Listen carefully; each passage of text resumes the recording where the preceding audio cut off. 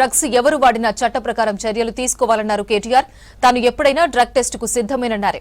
ప్రతి డ్రగ్ కేసులో తన పేరును వాడితే నోటీసులు అందిస్తానని చెప్పారు. ఇచ్చిన హామీలను రాష్ట్ర ప్రభుత్వం నెరవేర్చడం లేదన్నారు హరీష్ రావు. వెలుగుమట్ల బాధితులకు అండగా ఉంటామని భరోసా ఇచ్చారు జాగృతి అధ్యక్షురాలు కవిత.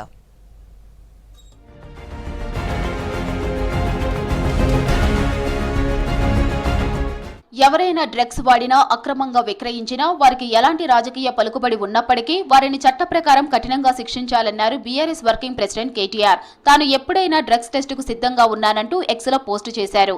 అన్ని రాజకీయ పార్టీల నాయకులు డ్రగ్స్ టెస్టు చేయించుకోవాలని పీసీసీ చీఫ్ మహేష్ కుమార్ గౌడ్ చేసిన సవాలును తాను స్వాగతిస్తున్నానని చెప్పారు కేటీఆర్. ప్రతి డ్రగ్స్ కేసులోనూ ఇకపై తన పేరును లాగితే నోటీసులు పంపిస్తామన్నారు.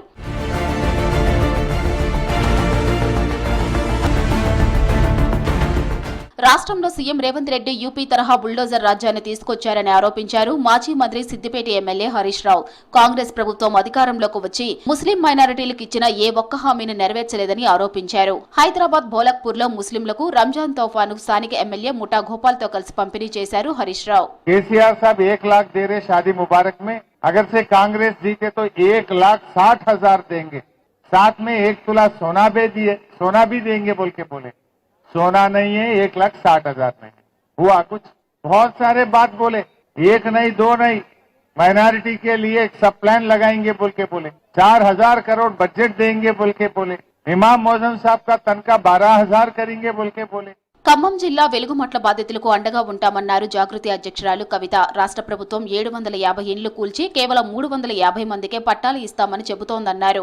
వెలుగుమట్లపై 17న ప్యాక్డ్ ఫైటింగ్ కమిటీ వేస్తామని చెప్పారు. బాధితులందరికీ న్యాయం జరిగే వరకు పోరాటం చేస్తామన్నారు కవిత. మూసీ నది తొందరగా మంచిగా కావాలని చెప్పి మనస్ఫూర్తిగా కోరుకుంటూ మేము త్వరలోనే 17వ తారీఖు నాడు ఒక అనౌన్స్మెంట్ చేస్తాము. ఒక ఫ్యాక్ట్ ఫైండింగ్ కమిటీ మా తరఫున అక్కడికి వెళ్ళొస్తాం. ఖమ్మం కూడా విజిట్ చేస్తాం. ఆ ప్రజలతో మాట్లాడతాం. వాళ్ళకి న్యాయం జరిగిందా లేదా చూస్తాం. ఇండ్లు ఇస్తాము, ఇండ్ల పట్టాలు ఇస్తామని వాగ్దానం చేసి ప్రెస్ మీట్ పెట్టినరు. కానీ ఇప్పుడు ఏమంటున్నారంటే ఎక్కడ కూలగొట్టినారు అక్కడ కాకుండా కొంచెం దూరంగా అటవీ ప్రాంతంలో ఇచ్చేటట్టున్నారు.